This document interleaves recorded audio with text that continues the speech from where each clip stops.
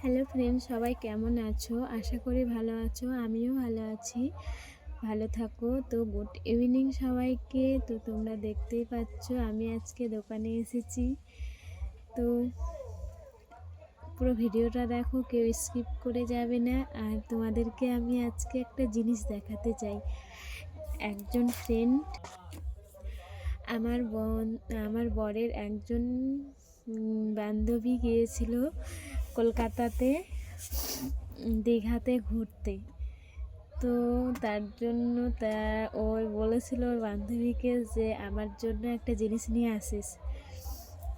তো কী জিনিস সেটা আজকেই আমি তোমাদের সামনে দেখাতে চাই। তো জিনিসটা সত্যি এত সুন্দর জিনিস যে ওর বান্ধবী ওকে এনে দিয়েছে, এটাই অনেক। ও বাট বলেছিল যে আমি এই জিনিসটাই নিব, এই কারণে এনে দিয়েছে। তাছাড়া তো এমনি জাস্ট কোনো মাথায় আসে না এরকম চিন্তা কারো, কারণ ওর প্রতি ভক্তি ভালোবাসা ছিল বলে ওই জিনিসটার নাম বলেছে আর ওই জিনিসটাই এনে দিয়েছে। তো আমাকেও বলেছিল যে আমার একটা বান্ধবী যাচ্ছে কলকাতা মিটিংয়ে থেকে দীঘাতে যাবে ঘুরতে। তো আমাকে বলেছিল যাওয়ার কথা, তো বাট আমার সময় ছিল না, এই কারণে আমি যেতে পারিনি। আর সবথেকে বড় কথা হচ্ছে কি, আমরা যেখানে যাই দুজনেই যাই। ও যদি না যায় তাহলে আমিও যাব না, আর আমি যদি যাই তাহলে ও যাবে। তাই আমি যেতে চেয়েছিলাম, কিন্তু ও যেতে চাইছিল না, কারণ দুজনেই গেলে হবে না। তোমরা দেখতেই পাচ্ছ আমাদের দোকান আছে, তার মধ্যে দুজনের সেরকম কোনো সময় হয়নি। আর আমরা বিয়ের পর দুজনকে সময়ও দিতে পারিনি, কোথাও ঘোরাও হয়নি। তো আমার সেদিক থেকে দেখতে গেলে কোনো দুঃখ নেই যে আমাকে কেন ঘুরতে নিয়ে গেল না, কেন নিয়ে যাচ্ছে না আমার। বাট কোনো কিছুই যায় আসে না, কোনো কিছুই আমার কিছুতেই যায় আসে না। কারণ কেন জানো? কারণ এরকম ভালো মানুষ পাশে থাকলে করে ঘরেও জায়গা হয়। তো ঠিক ও এতটা ভালো, কি বলবো, আমার নিজের বর বলে বলছি না, এরকম মানুষ সত্যি কারো হয় না। এরকম হাজবেন্ড ভাগ্য করে পেয়েছি। তো কি বলবো, বলেছিল আমাকে নিয়ে যাবে ঘুরতে, কিন্তু আমি ঠিক যেতে চাই না। কারণ এভাবে ওর ব্যবসার ক্ষতি হবে, আমাদের দোকানের ক্ষতি হবে, আর ঘোরা কোনো কিছুই ইন্টারেস্ট লাগে না আমার। ও যদি আমাকে এভাবেই ভালোবাসে, পাশে থাকে, তাহলে আমি ঘুরতে যাওয়ার কোনো কিছুই পরোয়া করি না। শুধু জাস্ট ও আমার হাতে হাত রেখে সারা জীবনটা যাতে কেটে যায়। তোমরা এটাই আশীর্বাদ করো, যাতে আমরা দুজনে যেরকম আছি সেরকম সবসময় হ্যাপি থাকি।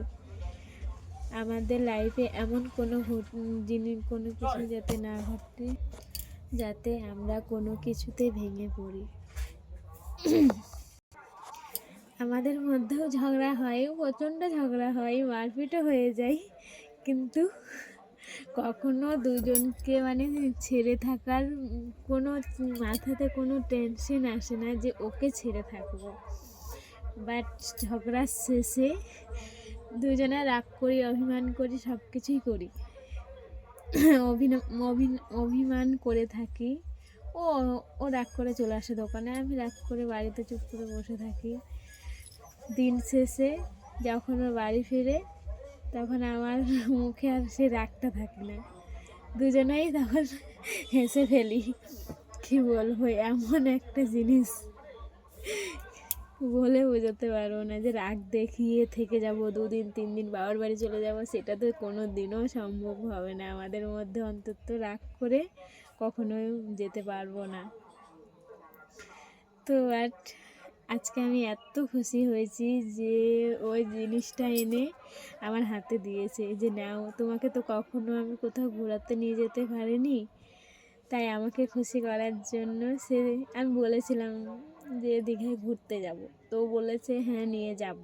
ও বলেনি নিয়ে যাব না, নিয়ে যাব বলেছে, কিন্তু সময় হয়নি। সময় হলে হয়তো ঠিক নিয়ে যাবে। তো সেখান থেকে ঠান্ডার দিন, পুরো ঠান্ডা লেগে গেছে।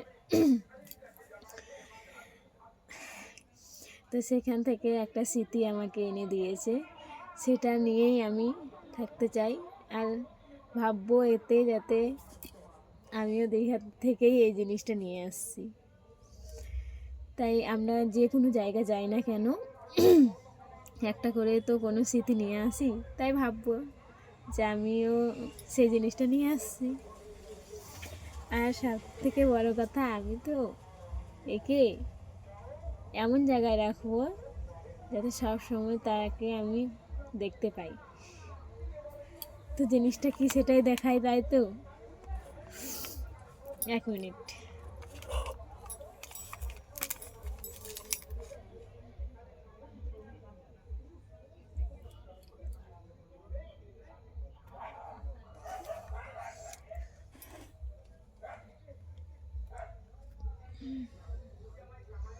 দেখলেই কত সুন্দর, মনটা ভরে যাবে দেখলে, দেখেই থাকতে হবে। আমি তো জাস্ট ওকে দেখে আমি একটুকু হাতছাড়া করিনি, আমি নিজের কাছেই রেখেছি। আজকে আমি সারাদিন কিছু খাইও নি, ওকে দেখার পর থেকে আমি কোনো কিছু খাই না, জাস্ট দোকানে আসলেই আমি খাই।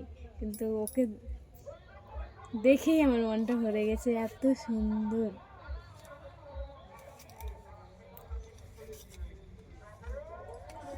পেছন দিকটা